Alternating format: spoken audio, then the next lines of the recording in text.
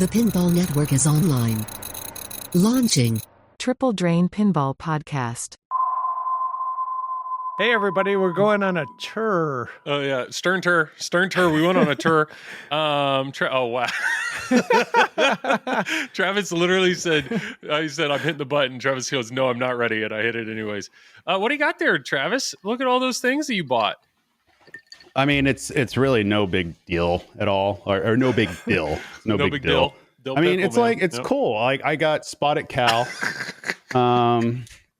You know, I wouldn't worry about this. I don't even know how that got in my hand. And then that cloth bag, sweet jacket, bro. Like look at this. And the Raw Thrills shirt. Says Raw Thrills. You know, I don't know why the internet's complaining, acting like we're bought off or anything. I have no idea what they're saying. Yeah, like what the heck? Chill? Yeah. No proof. No proof that we were paid off whatsoever. Side note: we had lunch before the Stern tour with Josh Sharp, and Josh Sharp worked for Raw Thrills. So all three of us got. Jeff Teolis was there as well. He had some Raw Thrills merch that he gave us. Here, have a shirt. And I wore that black Raw Thrills shirt the other night. My wife is like, "What is that?" And I was like, they make like you guys didn't even get a tour of we didn't get the tour of Raw because Thrills. Monica didn't drive fast enough to get my ass up there. Thanks, Josh. But anyways, the Raw Thrills shirt, she thought it was an interesting name, is what I'm saying. Is what it comes down to. She's like, "I don't really want you wearing that shirt." I was like, "Why is that an interesting name?" Raw Thrills. I don't know. Your brain can put two and two together, Travis. I don't think like that, Joel. You're one sick puppy, Joel. Critical thinking does not happen on this. My wife had that.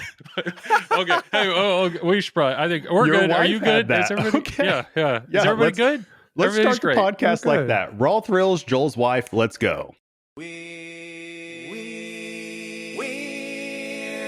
We're three guys who like to talk pinball, so we came up with a clever name.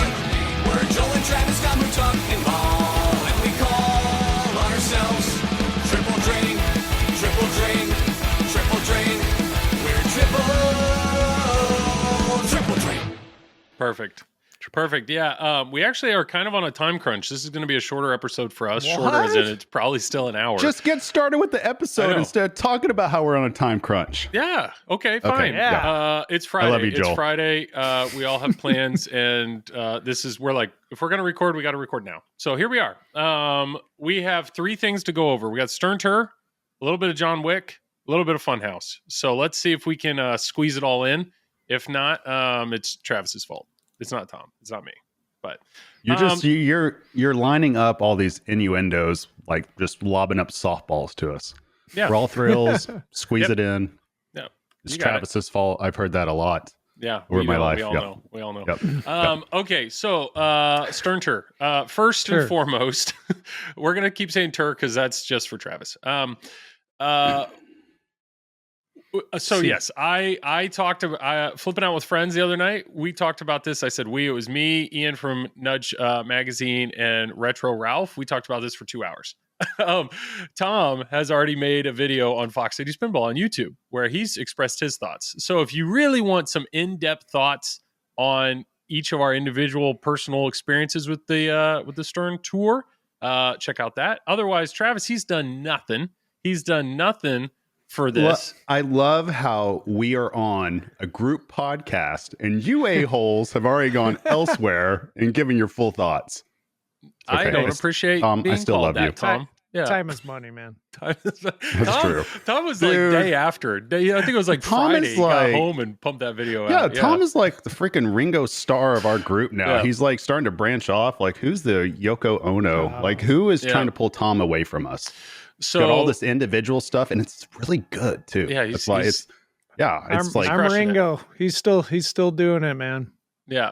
So if you can't get enough of the three of us, Fox Cities Pinball, Flipping Out Pinball, and the Pinball Company, we all have our own avenues. But anyways, so just for full transparency, Stern, Zach Sharp specifically reached out to us. He reached out to each one of us individually and invited us to a Stern tour. It was basically a full day event. He said all expenses paid, plus they were going to give us roughly $2,000 to $3,000 each based on how positive our feedback was on the Stern tour. So they told me they'd give me an LE, Joel. Oh, that's right. It was free. That's right. It was either straight cash, or a game. You guys got the short end of the stick. I'm on the board now. I own shares. I probably have a condo in Chicago. There's a lot of shit going on now, guys. We're trending up. We're trending up. So, and in actual honesty, there was none of that. It was basically, hey, we invite you here. All expenses paid, as in get yourself here. We'll reimburse you however you travel here.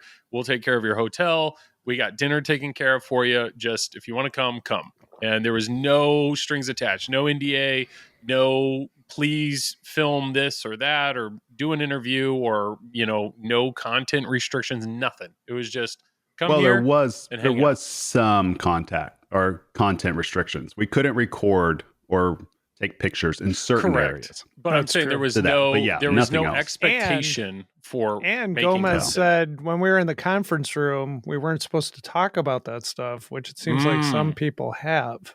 There was some stuff. Joy. I talked about it a little bit. Yeah, it was some stuff that we talked about, but there was a few stories and specific stories that I understand. But nothing crazy. It was basically we talked about licensing, and he didn't want us to share specific examples to piss off possible licensors. Absolutely. I completely understand that. Well, I mean, more than anything, it's good that you address this, Joel. And it's just addressing the elephant in the room. Look, what we did last week, let's just call it what it is. It's a form of access journalism. And that's perfectly fine. A lot of times it has a negative connotation to it. In this way, it could be positive for us, that we need to be upfront with what that is. Essentially, we're getting access to something that not many people have access to, right? And it is strictly because we are in the position that we are in. Let's just call it what it is. And that doesn't mean we're any less appreciative of it. It was an awesome experience and everything. So it's good to be transparent about that, to let people know what this was, because it gave us a chance to see everything from a different point of view. Some of it I pretty much knew. It felt like 90% of what was discussed in there I was aware of, outside of just how the actual factory itself worked in the way that it was. Yeah. So that was fun to see. But I mean, that's just what it is. But the bottom line is, it's a good thing that it happened because it allows transparency. And it's funny. I've read some of the comments out there and everything. And it's the same people that were begging for factory transparency, pictures of manufacturing, this and that. From everybody else, it's hey, here's a pinball manufacturer actually opening up the doors, taking time out of their day to talk with us, to let us know about what is going on. And to me, there's nothing wrong. There's nothing wrong with that. Yeah. They have every right to run their business how they want. And they did. They were upfront and clear that it was perfectly fine. If we're going to be critical about what we see, they can't control that. That's how it is. So, I mean, I can tell you from my end, and talking to Tom and talking to Joel, whatever you hear, it's going to be our honest thoughts. That's unbiased, because it is what it is. And I think the listener deserves that. They deserve to hear that, because that's, I mean, just like our last podcast, that's, to me, transparency is good up to a certain point, because you can't give everything, but you got to give some. You know what I mean? Right. It's like a give and take. I think people respect that. So I'm recording in the middle of the day, and my daughter's yelling my name. So talk amongst yourself. Keep it going. I'll be right back. Oh, we can do that. Hi, Tom. Hi, Travis. How are you doing? It's fine. Summertime and Joel's gone. I know. Can you believe it? No. This is what happens. But no, I mean, so just going a little bit deeper into the tour a little bit, like we said, if you've heard it from other people, essentially what happened is we got to show up to the facility. It was George Gomez and Gary Stern and Seth Davis, who's the CEO. Sorry, my throat's really dry, so if I stammer over my words, apologies. But everybody was really welcoming. We got to see the factory. We got to see how everything was made, which, a lot of that, Stern's been open because of all the factory tours that they've done in the past before, and they do it during Expo, and I'm sure they do it even between times. But, it was fascinating for me to get that many Stern employees in the same area and get to hear their passion, what they are passionate about. And what I found so fascinating about it is Stern is such a large manufacturing company, because let's face facts, that's what they are. And Gary has been upfront about that. They are a manufacturing company. And what is so fascinating about it is you had all these different employees that they have different tasks and different jobs to do. And they come into the projects at different times. And it was very interesting to get to hear their unfiltered thoughts on what they do, what their pain points are, what they thoroughly enjoy about it. And there was a lot of them that were honest about it. And that was refreshing to hear. And it's not stuff that I would necessarily put back out there publicly at all. But it was nice to hear their side of it, their point of view, because it does create, a clear picture of what's going on. And I think us as content creators, we can appreciate that, people are going to have different opinions on everything, right? Even the keyboard warriors that are out there that are like bagging on everybody that went or anything, it is what it is. But the funny fact about that is they're content creators themselves anyways. Like anybody that's on a message board, giving information, they're providing entertainment, they're providing engagement, they're going for upvotes, they're doing all that, right? They're answering questions. So I think like a lot of people need to step back and realize there's content creation all around, and it comes through different forms, whether it's through written form, video form, podcast, audio like this. And I think that's what makes pinball great, because you have all kinds of different opinions. You have people that want to collect a ton. You have people that don't. You have people that just want to play. That's what it is. And that's what makes our podcast great, because we all three of us come from different backgrounds, right? It's not it is what it is, but yes. Right. Well, I'm saying great for like us to do, right? Yes. Now, whether the listener thinks it's great or not, it's whatever. Hopefully you guys do, but I'm talking strictly, it's great for us to do because it's fun. Because like the three of us, we are not in an echo chamber. Like we call each other out all the time on our bullshit. Like it happens all the time. And that's what makes it fun. So that's, for me, that was the most exciting part of the tour, is getting to hear people's pain points, getting to hear what they thought about the projects, getting to hear what they love about the industry. And, I think it humanizes people. And we talk about the connections, right? Mm-hmm. When you hear about people's problems and you hear about their triumphs, you get both ends of the spectrum. I think that makes for a much more compelling story and a much more compelling business or company. So that, for me personally, that was my biggest takeaway. And Dwight's tours are awesome. That guy's energy level is off the charts. Yeah, it's like if you play a Dwight coded game, right? It's like literally it's seeing that in action, live action, right there. He was he was so excited. Much passion, and it's awesome. Yeah, it was awesome for sure. Dwight's an awesome dude. I also know he listens to this podcast. So thanks a ton, Dwight, for the tour. That was super entertaining. Speaking of problems, what do you think? It was my son. What do you think he was yelling for? What do you think he needed? You both have had small children. Any guesses? He wanted breakfast. Let's see. Probably. I don't know. What is it? I don't want to guess. He had to poop. That was what it was. He needed help with that? Dad, I just want to let you know I got to poop. That was. He just wanted to let you know. Yeah, well, somebody's got to wipe his butt. So my wife is here, so I don't know why I got yelled at. I have the same problem. So you guys are called in on shit duty, Neil, is what you're saying? Neil, I got to poop. Neil, I got to poop. Neil's home from college. Someday, man, someday.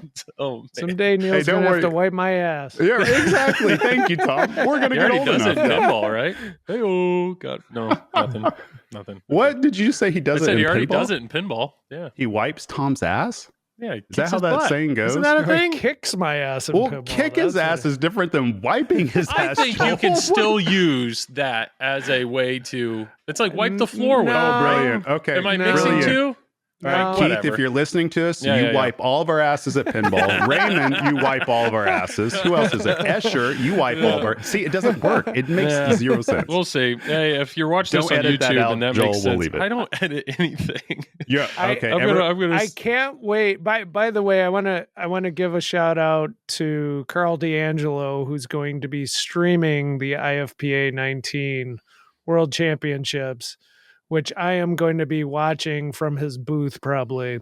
That's awesome. All right. Yeah. Well, not that you're watching from the booth. Hold on, Joel. Hold on. Settle. Tom's still talking. Everybody can come up to me and say, we wiped your ass in pinball. So there you go. I mean, that's awesome, because Carl streams, they wipe everybody's ass, right? That is true. Yeah. This is not... Urban Dictionary's let me down here. Dude, Joel, you have no idea. You have stepped into the wipe ass territory. I cannot wait. This is going to be a meme. Stephen Bowden, Fun with Bonus. An expression you use to tell a person to stop bragging who claims victory before a brawl. That's what they're... Okay, it doesn't...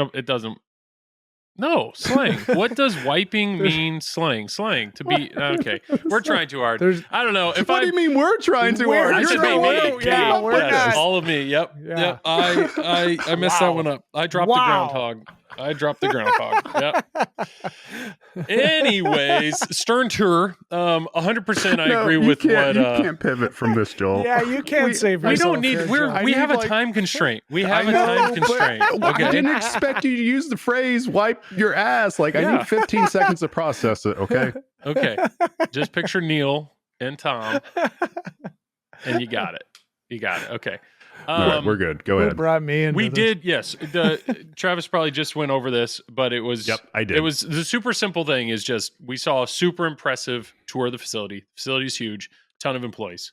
We had a really cool seminar kind of presentation from Gomez, where we really dove into licensing, the challenges with licensing, and the challenges with what all is involved with the bomb.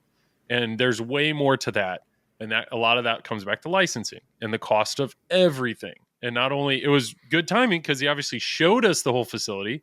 So every single one of those employees, every single item on a shelf, every single part of that assembly line, every bit of that costs money. Plus every single one of those games with the unique challenges of licensing every aspect of it, video, audio, the items in the game, the cost of the stuff in the game. There's a lot of that. There was some good dialogue there. And then just a ton of time. We had a ton of time to spend one-on-one time with basically every Stern employee. And I would say that was absolutely the most valuable part of the trip. They fed us. We played a bunch of pinball with people. They bussed us out to Logan Arcade, where a whole bunch of other Stern employees were there. We hung out There with were them drinks. There were drinks. It was awesome. I mean, we basically There's had $5 RoboCop, which Joel still owes us. I do, actually. Yes. I held my own, I felt. That's wondering but I why never it's won so it. short. You held your own for one ball because we all had house balls, Joel. I was never fourth. I never lost. I never lost in that. Well, that's Teolis's fault. So that's not I our need your, fault. there was 2 or 3 games I got second. So that whole what is it? Not the bus driver, but it's my wingman or whatever. Like I would have made it through a few rounds, getting second place. I'm just saying. You wiped so many asses that I night. was wiping it was crazy. Wiping them left and right, all up and down. Yep. I even had fun with Teolis on the Battle Pac-Man thing. Oh yeah, that was great Yeah, fun. we were taking dollar games to a whole new level.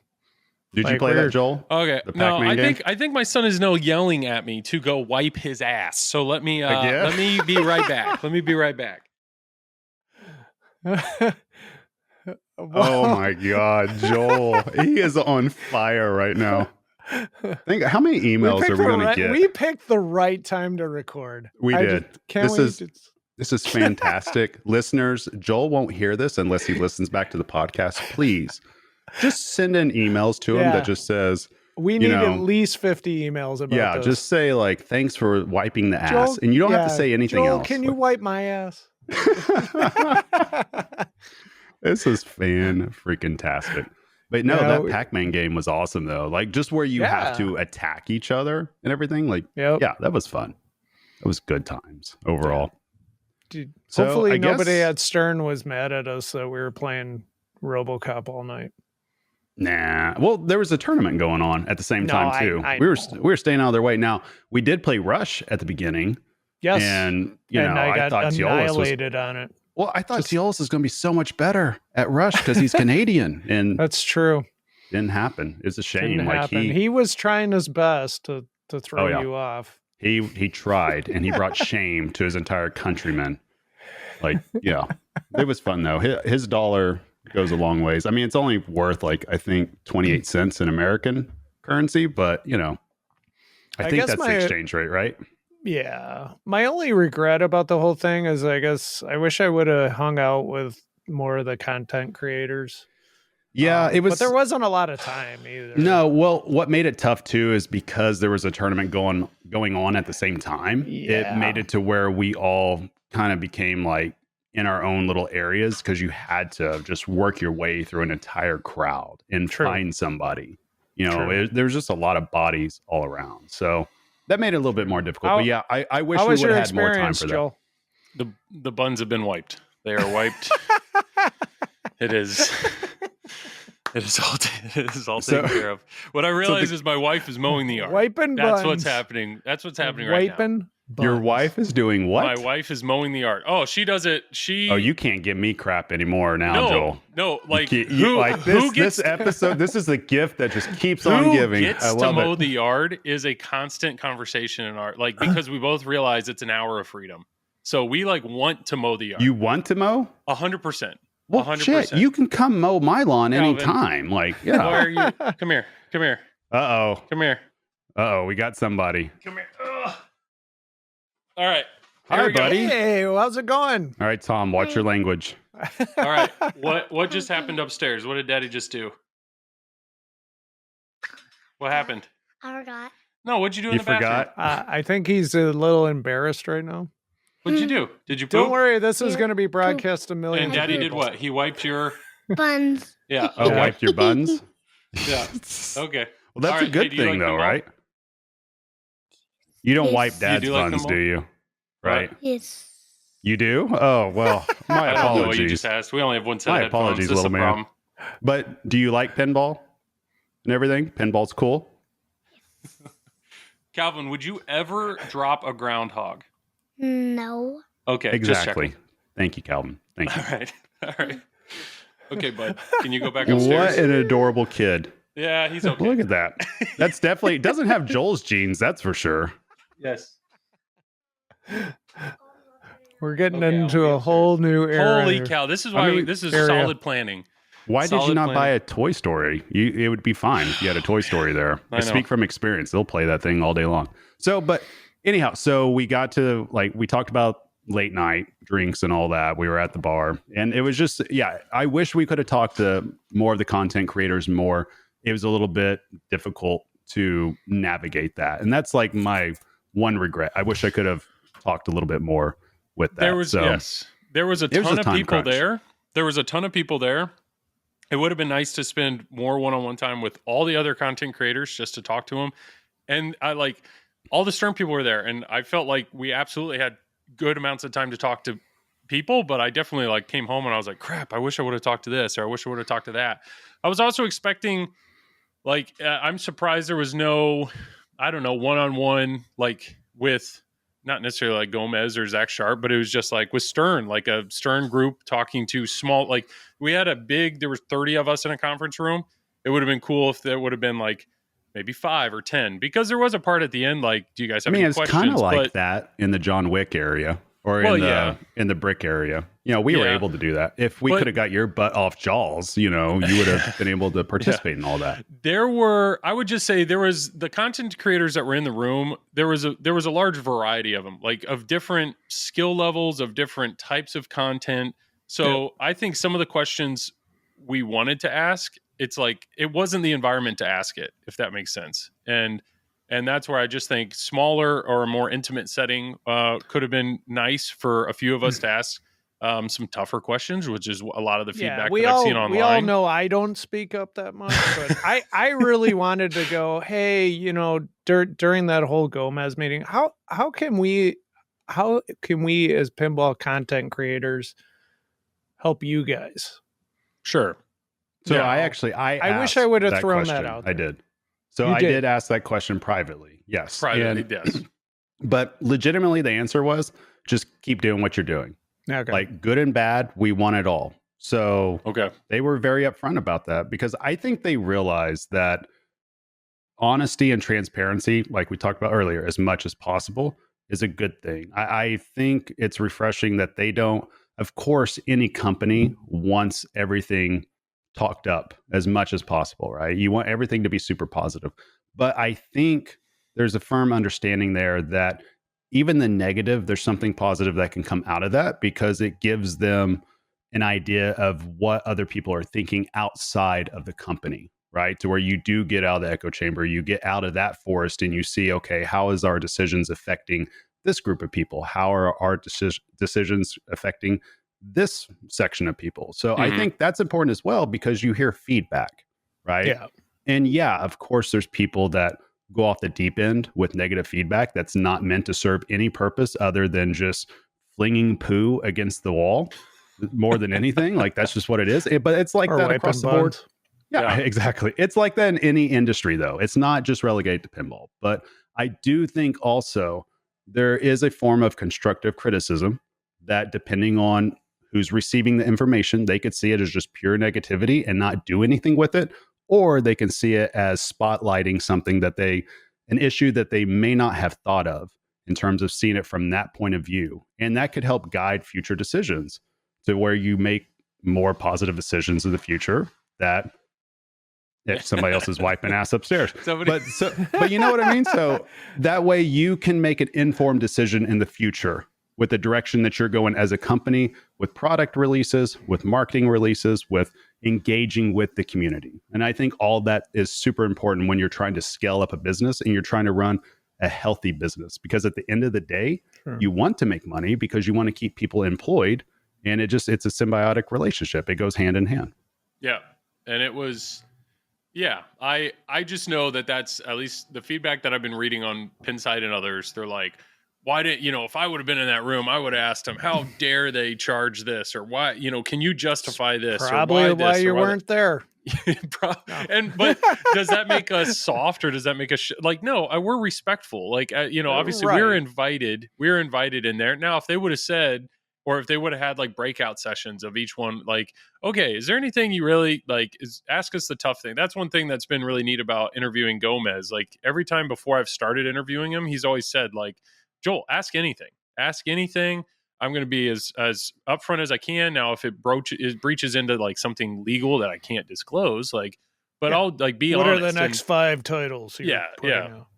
And of course, that question came up. People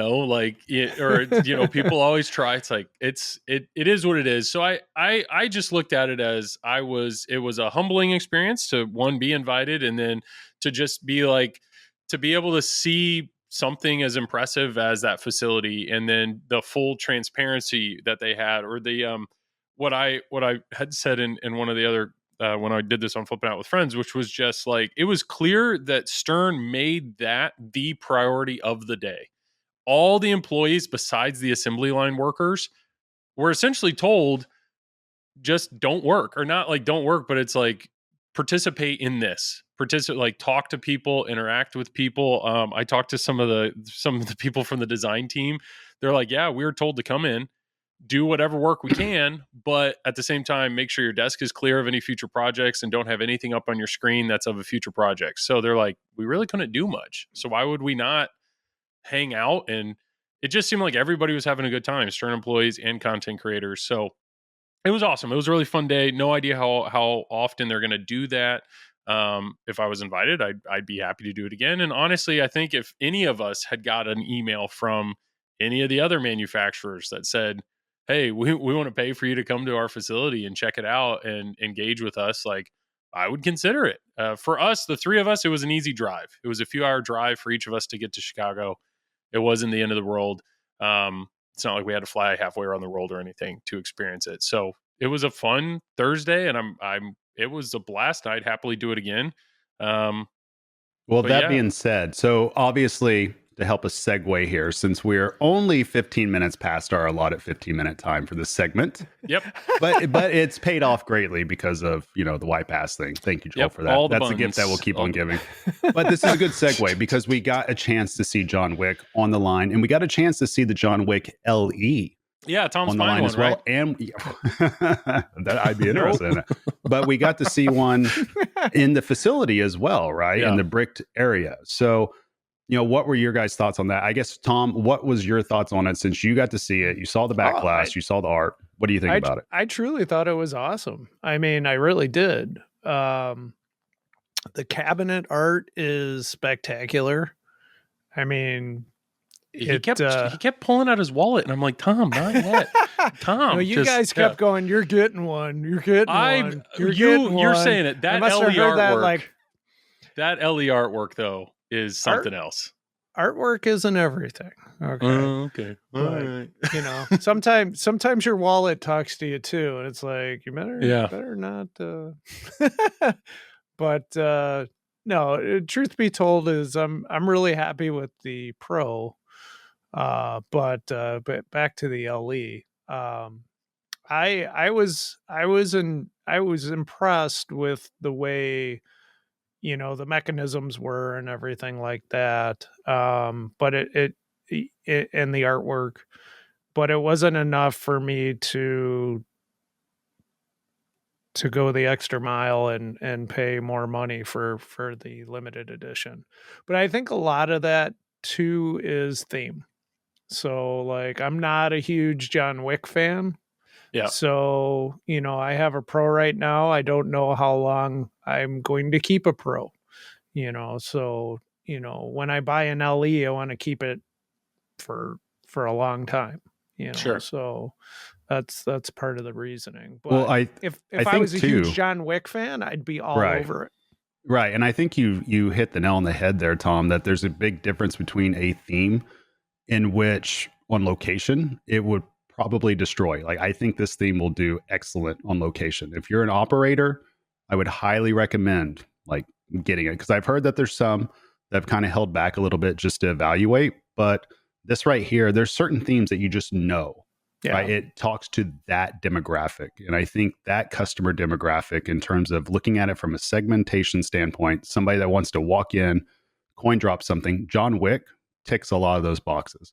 But I get how, from a home user standpoint, it may not right now. And that's why I think hopefully when the LEs start getting out, people will see it and see kind of some of the cool stuff that they didn't have in the promos. Like for instance, the lights, right? The speaker lights. Yes. That flash whenever there's gunshots on LCD and the shaker motor goes nuts. That is an awesome effect. Yep. Like seeing that and the haptic feedback of that was a fantastic experience. And something like that, it just brings us back to kind of feeling that modern and that nostalgia, like just crashing in together.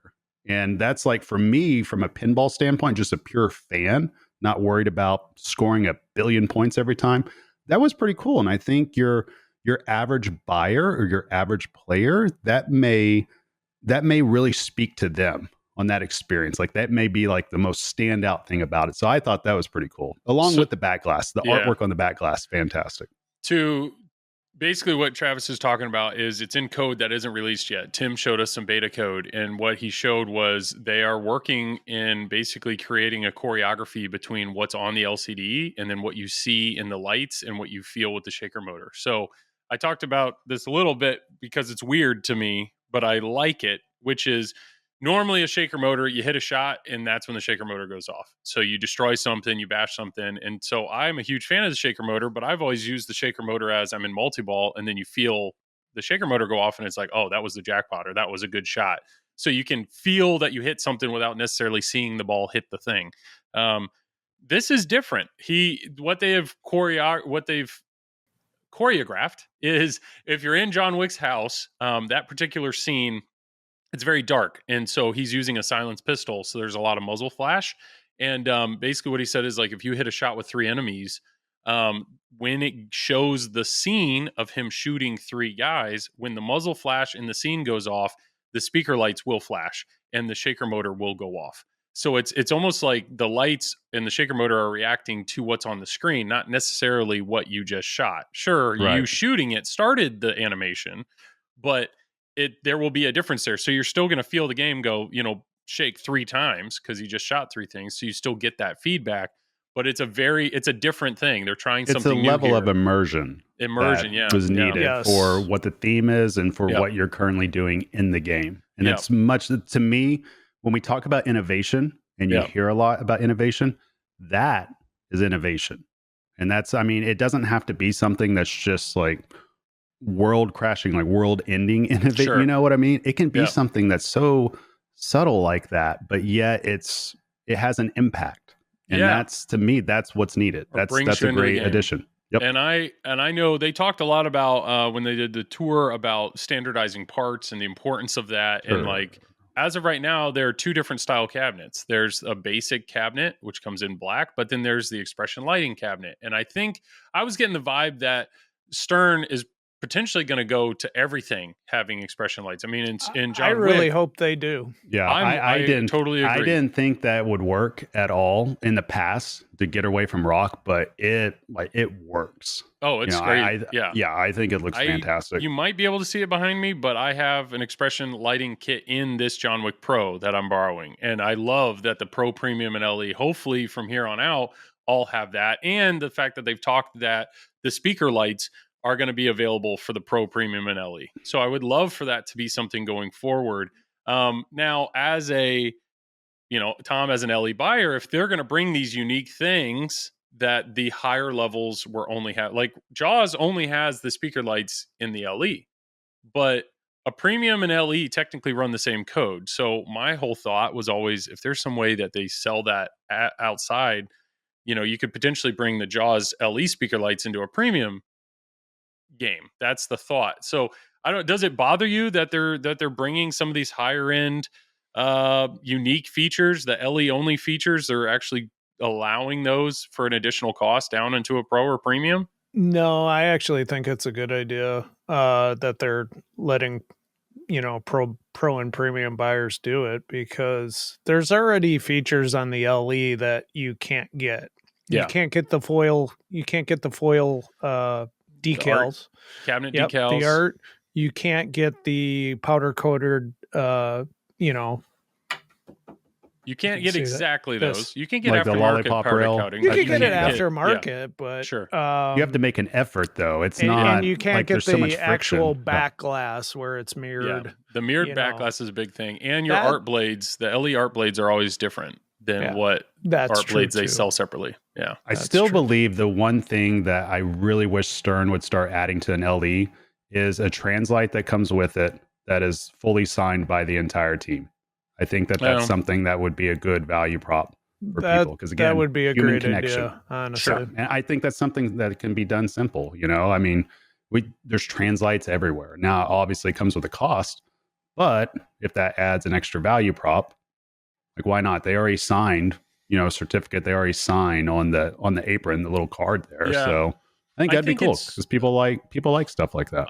I'm glad that Stern is continuing to. I mean, these speaker lights. It sounds like speaker lights are going to be a standard in games moving forward. Now, what I think is unique is Spike 3 is right around the corner, right? And I know when I interviewed Gomez, he did hint at there would be a cabinet redesign element. So it's kind of what I don't necessarily know what that means, because if these speaker lights, I have no idea how many games out we are from getting to Spike 3. So if all of a sudden Spike 2 games, expression lights are standard and everything, speaker lights are, I would hope that would be a trait that they're going to carry into Spike 3 and continue down that path. What do you think?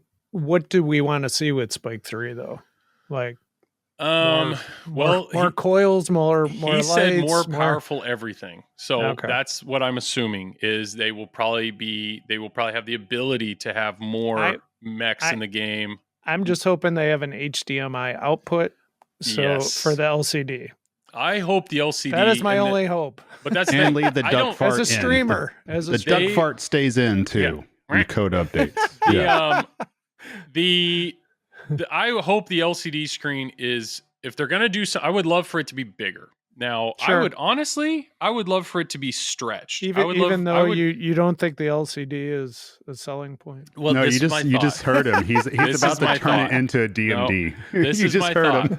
Okay, so instead of a 16 by 9, if they could stretch it, and here's the reason why: because if they're going to do movie stuff, right, like John Wick is in 16 by 9 format. So if you have something that's wider, then you can display graphics without overlays right in the middle, but then you have room on the edges to have continuous data, whether it's scoring, other jackpots. Like that was a big thing that Gomez ran into with Bond. The licensor wouldn't let them overlay anything, so they had to do this no-fly zone where they would have the videos and then everything under it or around it. So if you just had a screen that wasn't 16 by 9, then you would always have area where you could have dedicated pinball stuff. And you could do DMD stuff if you wanted to, like for the old games, it would be in a layout that it would be easier to do kind of like a CGC stretched dot matrix graphic. But just a thought. I hope they do something bigger with the screen. We've talked about this before. That's why I think JJP actually, what they do, their screens are so big that they're allowed to have movie clips in the middle and then static data in the corners. So you always know what's going on with the multi-ball or your mode or your this or that. I would love for Stern to go a little bigger, but I would love, like he's saying, more powerful everything. So, well, there's an answer. CPU, I'm just hoping boards, it doesn't raise the game costs thousands of dollars. Well, yeah. I mean, you never know. We all hope that, right? But there is something on the LCD that I think that they could still do. That Xbox does this, and it's fantastic. It's since they have achievements, right, with the Stern Insider Connect. Why not enable the user to be able to pick out the 3 achievements that you're going for, that you keep making progress for, and have that progress bar stay up on the LCD screen to where you can easily track it? Because there is a lot of people out there, and they seem like they're going all in on Insider Connected. So that's another way to drop down that barrier to where somebody wants to earn a quest badge or something like that, and they actively see their progress going towards that. So instead of playing and then having to check your phone or go back to your computer and refresh it, you actively see the progress happening in real time. I think that would be awesome if they did something like that. There is so much they can do with Insider Connect. Huge shout out to Ben. Ben, there's a guy that works at Stern. I think he talked to all of us. Yep. He listens to all the pinball content. So passionate. What a nice guy. And he's intelligent is what he is. Like highly intelligent, well-spoken. Yeah. He's the guy that draws impressed. All of the badges. And so I think he's got a lot of drive there. And I'm very curious to see. They're going to do a lot. They're going to do a lot with Insider Connected. And Gomez did talk about it, that as of right now, all the Insider Connected stuff, there's a ton of data, but they are paying. They use Amazon servers. They're paying for that. Like Stern is paying for that. And that's the thing that they're realizing is they can do so much more with it. But anytime that you add custom stuff, like what you're saying, Travis, the database and the resources are going to grow so much. And so that's where there may actually be a need for the Insider Plus program, where you pay whatever $30 a year, but you get additional features. So as of what they did clarify, just before people get pissed, basically everything that you currently have in Insider Connected, they have full intention of keeping completely free. It's just, I think they have some bigger ideas. Maybe it's home leaderboards. Maybe it is, kind of individual customizable things. If you're going to get that level of uniqueness, there's probably going to be a cost to that. Well, and let's go ahead and just figure this out real quick then. Would you guys be willing to pay a yearly fee if you knew behind that fee was a bunch of kick-ass features that you saw extreme value in, that you knew you wanted to use? Yes. I would. I would too, personally. Especially as a home buyer. If I got the chance to play Joel head to head, in a heads up format on the display. Yeah, I'd pay for one that. of us would be wiping the other's ass. It depends on how you want to interpret it. You're going down, Joel. I really hope somebody's just like skipped through this podcast and they just got to that point. Yeah. Well, first and foremost, it depends on the cost. If they're saying it's $400 a year, everything's going to have a utility. Yeah. Everything's going to have a utility. 40. Yeah, I think. But think about it. If they charge something like that, why does it have to stop at just for you to use at home? Why can't you bring that over to location too, to have access to other stuff? I think that's completely fair to do. Obviously, everything has a cost, but the same thing happens with Xbox. I pay multiple yearly fees for all my kids to have Xbox Live and for me to have Xbox Live. And there's rewards that comes with it. So I get to put like Microsoft points into like another membership with it, or into getting merch, or into getting a gift card. So yeah, there's a lot of different ways to skin this cat. But it has to be something that, the end user wants for them to justify the cost. And the great thing is they were very clear that that's their guiding light on that. It's, does the user want this? And so that's an excellent way to look at it, because then we are not going to get stuff in which it's just thrown out there just to say, oh, I hope this works, right? It's if the end user wants it. Yeah. Joel, do you got to go wipe another ass? No, I just heard. You took your cans off. It's like you hear a noise, and it's just I thought you were thinking of something very thoughtful, because he's like, Yeah. Is it? No, I think we're good. You making sure your wife's still mowing the lawn? Is that what's happening? No, I think we're good. Yeah. So, but yeah, Insider Connect, I like it. I think they're going the right direction with it overall. And, you know, I know it's been slow going in terms of like everybody getting to see what they wanted to see. For instance, there's no forum yet, but hopefully they get a forum going. They figure that part out and they can do that on, you know, message boards, because obviously everybody loves message boards. But I think they're going the right way with the quest and all that, because I see people all the time following it. And when we saw the numbers for the March Madness stuff, that was awesome. Huge. Like, yeah, they figured out a way to get people to actively engage with the product. And that is massive. When you can figure out how to do that and you can get somebody to re-engage with the product month over month, that's how you get growth. Yeah. Yeah, no, for sure. Yeah. For the sake of time, I just realized we have this is why we have 3 topics. This is why everything goes. Time we to are do doing pardon the interruption. Go, Joe. We are 2 minutes ahead of time. No, so go ahead, Joel. Are we done with John Wick? Because John Wick, there was something basically. John Wick's code is not there yet. Sorry, Tim, but it's they released 0.80. But it's not 80%. And we've been told before that the 80% is not like the 0.80 doesn't mean 80%. I think there's a solid base foundation of code, but there's a lot. There's a lot more that needs to be added in that game. And as of right now, the game does a very poor job of telling you what to do. It's just, and that's the choreography that needs to be added between light show or call outs or display graphics, something telling you, what am I trying to, like, you'll start a mode, it flashes on screen how to beat the mode, and that's it. Like, and then you just have you have no idea what you're doing in the mode or multi-ball or this or that. It's a step above where Bond was when it came out. I would say. Yeah. And so that. I think what we're saying is it's tough having the pin come out like this, knowing that we got to wait 4 to 6 months for it to start fleshing itself out. Correct. Right? Yeah. Okay. And that's something that I have no doubt. I really like the way the game shoots. I really do. We had mentioned, just real quick, I do like the way the premium shoots better. And that's just because the crate is so much easier to hit than on the pro.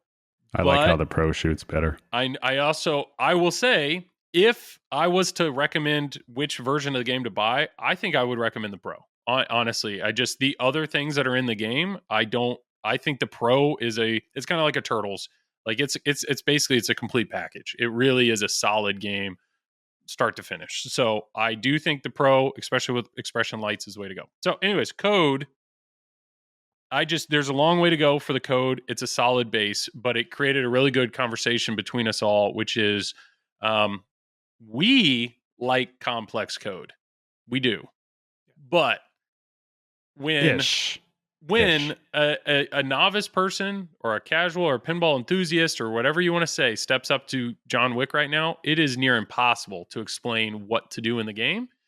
And honestly, it's kind of getting that way with a lot of modern games. You don't think it's like... Well, it's okay, impossible to explain how to finish stuff. Shoot the crate and start a mode. That's pretty easy. But then what? But once you start a mode, then what? Hit the lit shots? Oh, I mean, sure. You can say hit the lights, enemies hit the light, but it's just... But I think that's where things go haywire, guys. I think that right there, like we talk about all the time, hit the lit shots, right? Caveman strat.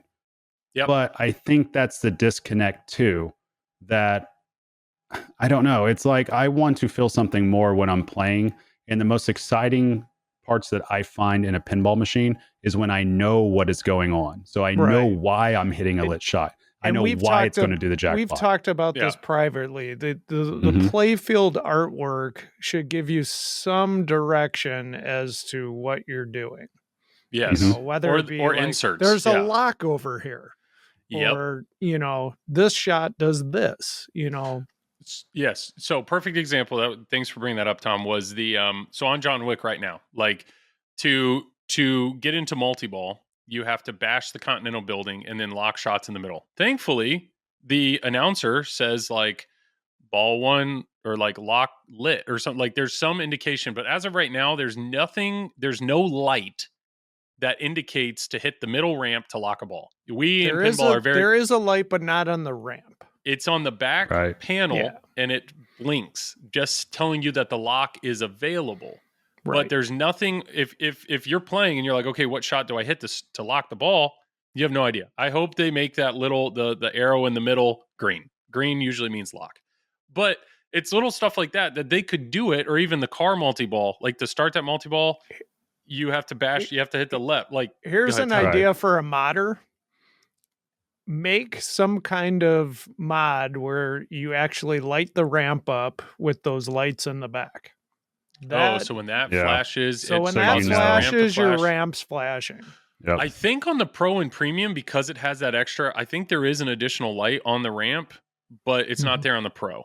I'm sorry, Premium and LE. But I agree. But it's just little things like that. And the conversation we were having in the background is we're using Deadpool as an example. Like there are inserts that say lock, or that are green, or there's or Deadpool, it was like shoot here. It actually says on the cabinet, shoot on the game, shoot here. Or they were using Bond 60th. Like Bond 60th has inserts that are green that say lock, and it's just little things like that I do think we need to make sure we're not stepping away from how important inserts are to communicate what to do in a game. I have a question for you, Joel. I'm ready. You've played Jaws. I have. How do you know when you're supposed to lock a ball?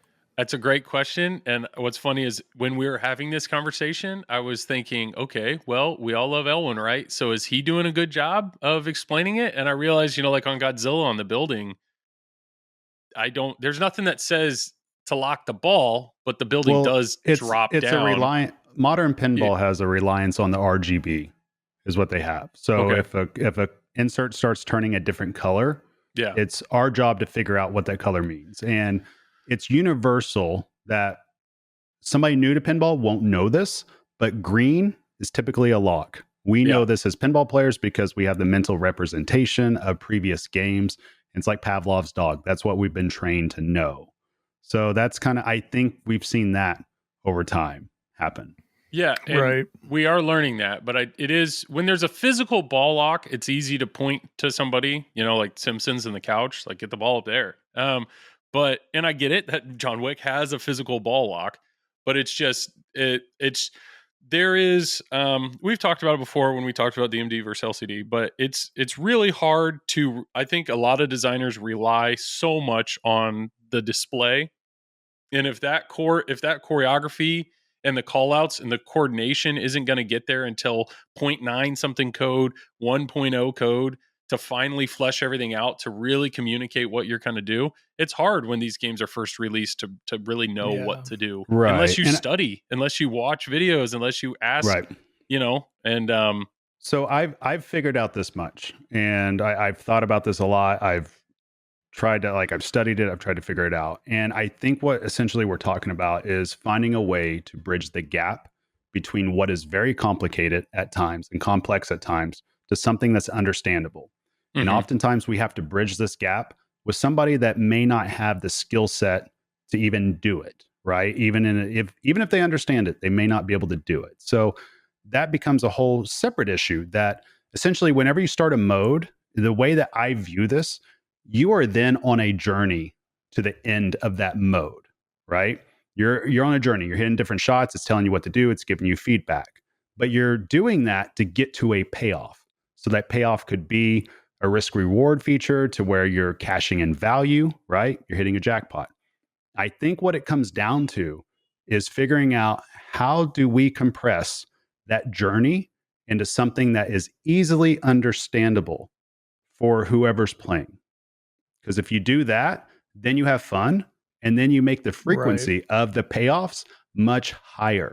And then you have the in-game events happen at a much more rapid pace for somebody that may not be even an average player. And that's where you bring the fun into it. That's where you bring the, I don't feel like I'm getting my ass wiped or anything like that. Right, Joel?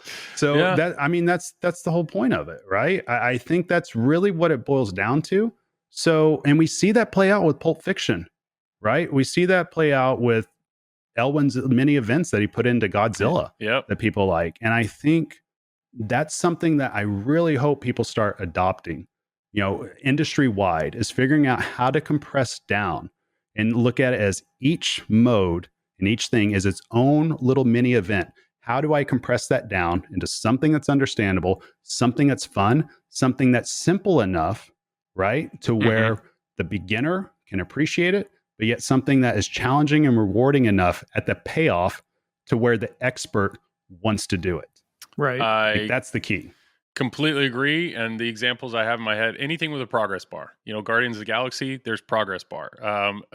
Godzilla, every battle, there's, Gigan, it's how many out of 8 shots you've had. And it's very clear you're hitting the ramps. It tells you to do that.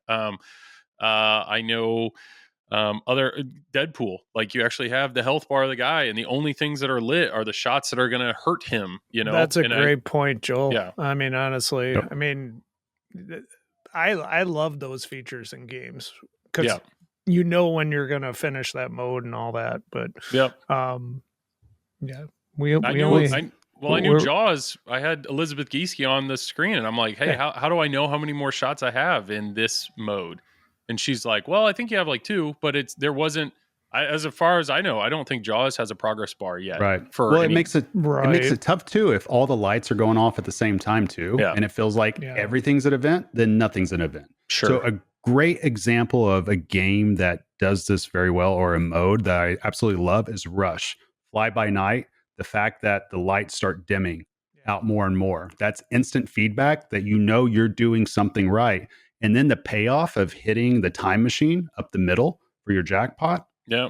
Stuff like that. That Foo is Fighters. something. Yeah. That's stuff that's easy to understand for somebody. Yeah. Foo Fighters has a great progress bar. It's always clear where you're at or how far you are in each mode. And that varies based on how ramped up your van is. So I think the more stuff that you can do there. It just could be, you have like you were alluding to on Godzilla, Gigan, 1 of 8, 2 1 of of 8. 8. Yep.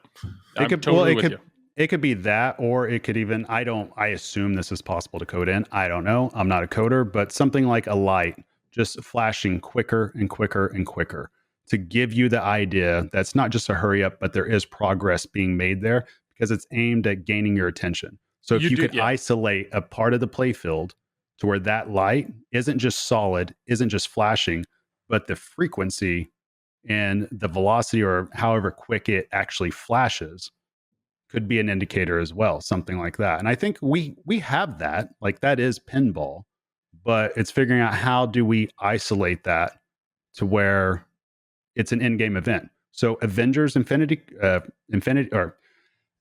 I'll just say that. Avengers, it's Gomez where one, right? That's what you're talking about. Yeah. Infinity Quest. So there we go. I finally got it out. The Hulk spinner, right? When the gamma spins start, when you hit that inline switch, instantly that right there, the sound and all the feedback. You do not need an LCD screen to indicate that to you. Yep. So those are the things I like about a pinball machine. I wish there was more of. Maybe that's a good challenge for a designer, that it's just like when you get into this mode or this multi-ball, how do you know through audio and light show your total progress? Because I know like Jaws, there are certain things where the way the chum line's lit is actually showing you progress. I think it's something with one of the multi-balls, but just little things like that. Like how do we continue to show or communicate? The more that you can communicate the progress, what you're doing, and the fact that what you're doing is correct. And if you could do that without just assuming you look up at the LCD screen, that would be awesome. That would be really... I'm sure that's thought of too, but I think a large part of it is a reliance on what the LCD is giving for information and what the RGB is giving for information as well. And sometimes it's just hard to see if the ball's flying around. You have to make those decisions so quick anyways. True. But man, that last shot on Deadpool, when you hit the scoop, I mean, the whole light show is strobing towards the scoop. You have a heartbeat in your ears going nuts. And then the moment you sync that, because it's flashing me towards, it's telling me to hit this. It's the only thing flashing. That's what's great. It's just, it's the only spotlight thing. It's the spotlight effect. And awesome. if I knew how to code a game, I would want spotlight effects galore in terms of like saying this is the end of the mode or you're getting closer to the end of the mode. I'd want you to feel that impact. Knowing you in technology, I would call it a win if the game turned on. So we will see. Wow. He just wiped your buns. Wiped them. I got him. He did. Let me bend over. My God. We're at an hour. We have one last The topic. people want more, Joel. Yes, I know, but my kids have to eat lunch too. So, Damn the last kids. topic, and I don't want to rush it because I know this is an important topic, but I think it is something that we are going to talk about more, and that's FunHouse. And the reason we're going to talk about more is Travis works for the Pinball Company. The Pinball Company has been involved in the process of this game coming to fruition. Is that the right word? Yep. For well over a year. For a long time. So Travis actually knows stuff about this. So I'm going to shut up for a second. Imagine. But FunHouse, Travis, go for it.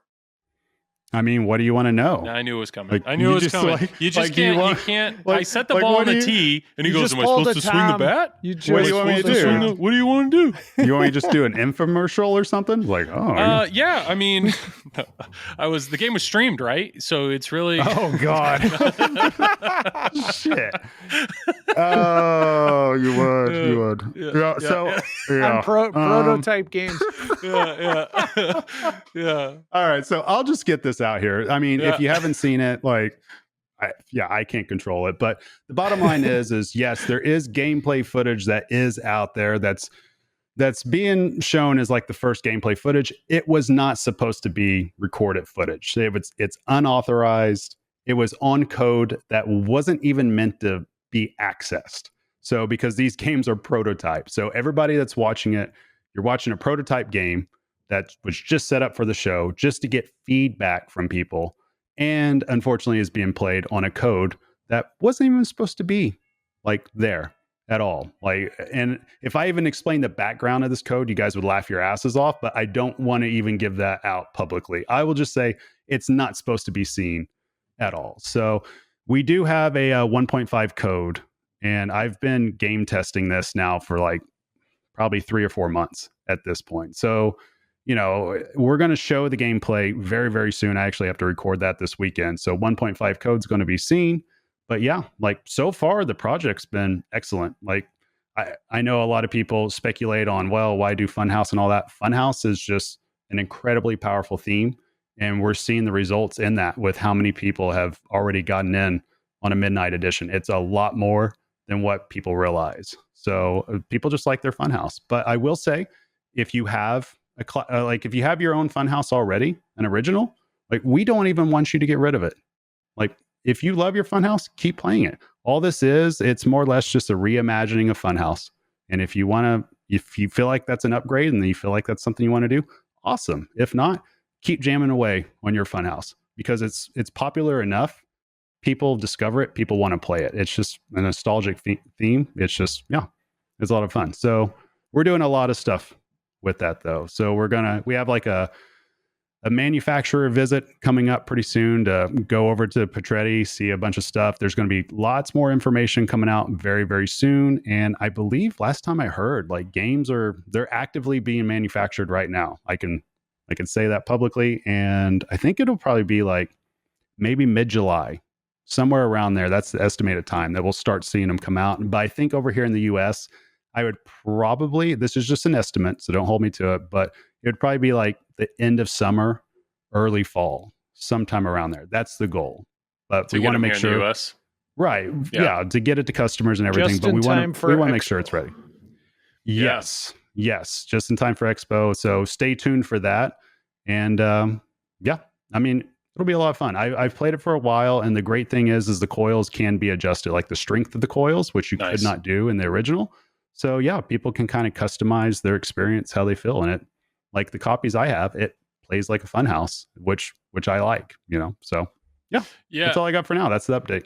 Well, yeah, I know we got a lot more coming. I mean, the games are technically for sale. I know, like Zach with Flipping Out, he has them. Obviously, the Pinball Company has them. There's distributors. They are selling. They're selling well. But if you go on Pedretti's website, I think you'll see a link to all the distributors. Okay. So they're selling pretty well overseas, and they're selling well here as well. So, but yeah, I would say keep an eye out for the Pinball Company on YouTube. I'm assuming Travis is going to make some content there if you're interested. Or I know Zach is trying to get me one to stream as soon as possible. So there should be more content coming out. But at the end of the day, it is FunHouse. It's FunHouse. So if you want to know, what it is, what's that game about? There's a lot of video. There's a lot of tournament play. There's a lot out there of that game. Now the 2.0 code, sure, that's going to be new. There's new stuff there, and that hasn't been fully released or revealed yet. which is in terms gonna of be what's interesting. coming for it. Yeah, there's some True. refinements coming, but yeah, I mean, mainly on the 1.5, it's mainly like an auto plunge feature, which is pretty cool. So you get like a quick little ball save, and then of course you have the DMD that has the different animations and stuff like that. So yeah, call me a shill all you want. Buy the game. That's what I got to say. 1.5 is the original game, just with some just new, with updated graphics and some auto new plunge. modes. It's not new anything. No. It's just No. tweaks. It's ease of life or better life improvements kind of thing. Like just think of like it's modernizing what it was before. That's essentially all it is. But same call outs, same voice with that, same everything. It's like the FunHouse, like all the bones of the FunHouse that you know and love is there. Wonderful. Well, this has been quite an episode. It's been very, we I had fun, Joel. It was I always fun. have fun hanging out with Tom. We agreed to record about it. We agreed to record about an hour before we started recording, and life happens. So, think of us next time you wipe somebody else's butt, because we're all in this together. Is that? Let's plug it up. Yeah, let's plug it up. Tom, go for it, man. You can find me on this podcast or Fox Cities Pinball on YouTube, Twitch, Facebook, Instagram. Wonderful. Travis?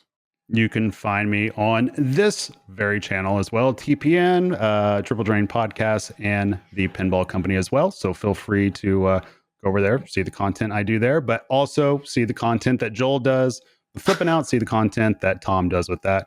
And yeah, like that's all I got. That's fun. Perfect. Pinball's fun. I've had a great time. Buy a Wick, buy a FunHouse. I don't care who you buy it from. Just go buy it. Chill. Everything. Chill. Yep. Love life.